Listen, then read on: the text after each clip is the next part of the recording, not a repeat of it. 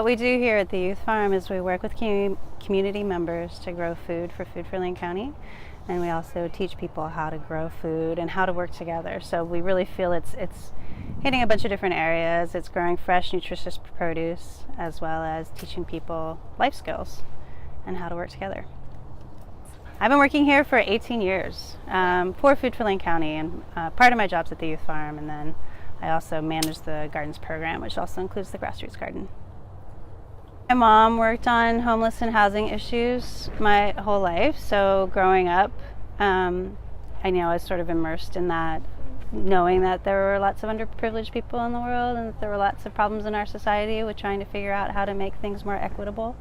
And like I said earlier too, just really wanting our beautiful produce to be accessible to everyone. And there's a really high need in Oregon. We're number one in the country for percentage of kids who are going hungry, and we're high up for households with hunger needs too, in the top 5. So the cost of living is so high here, the cost of housing, and our wages, even with minimum wage going up, are still really low, and there just aren't a ton of opportunities here. There aren't a ton of high wage jobs, so people are just really struggling, and you see it a lot. The first garden was the Grassroots Garden, and it started in 1991, and then the Youth Farm, the food bank started farming here in 1995. I work 3/4 time for Food for Lane County. My position entails a lot of different things. So we have the 2 gardens, and I'm the program manager, so I supervise a staff of 5. We also do some fundraisers throughout the year, like tomorrow's our summer plant sale.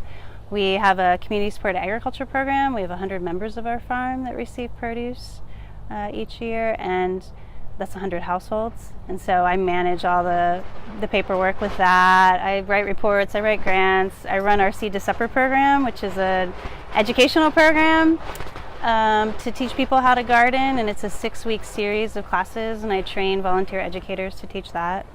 Lots of community outreach, volunteer building, acknowledgement. There's a lot of facets to what I do. So it's not just, I don't just get to be able to come out here and grow food. The reason I got involved was I had been working on organic farms for a year or 2 right out of college, and I wanted to combine working on farms with the work that I'd done in college, which was environmental education. So it was a nice opportunity to kind of meld the two, teaching people and then also being outdoors and making a difference and growing really fresh, beautiful food. I also really liked that the food was accessible to everyone, which is one of the challenges of being on an organic farm, is that you have to charge a lot for your produce. And we don't have to because we're a nonprofit, so it's nice to make it more accessible to everybody.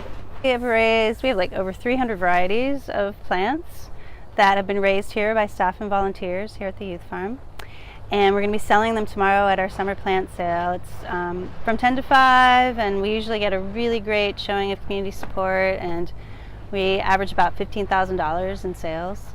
So it's a nice fundraiser for us and a way to just really show the community what we're doing out here. The starts are really healthy too, so it's a great way for people to jumpstart their gardens. So we see that as fulfilling our mission as well, getting people growing in their backyards and giving them a really good start to doing that. Also during the school year, we work with different school groups who bring out students to interact with the farmers and the produce that we grow. And then in the summer, we run a summer leadership program for low-income teens, primarily low-income. And they complete a curriculum on gardening and food justice and nutrition, and they also learn some financial literacy because they receive a wage for working out here. They help us in every aspect of growing food. And they also learn how to run our produce stands and how to put together our CSA boxes. And I think the most important thing is that they learn job skills and how to work together, and the importance of eating fresh produce, which we really stress too. So it's really fun. The produce that we grow out here goes to Food for Lane County, and Food for Lane County is our local food bank. We're a nonprofit, and we have 150 different partner agencies who are also nonprofits who serve the needs of low-income folks in the county who are having trouble getting food on the table. So our produce is distributed out through that network to the people who really need it. And then we also sell some of the produce through 2 produce stands that we run during the summer and into the fall. And then we have our CSA program too, which is 25 weeks of weekly produce So for resources for doing this, we do, I mentioned grant writing, so we do some of that. We do have some just company support, local companies that support the work that we're doing.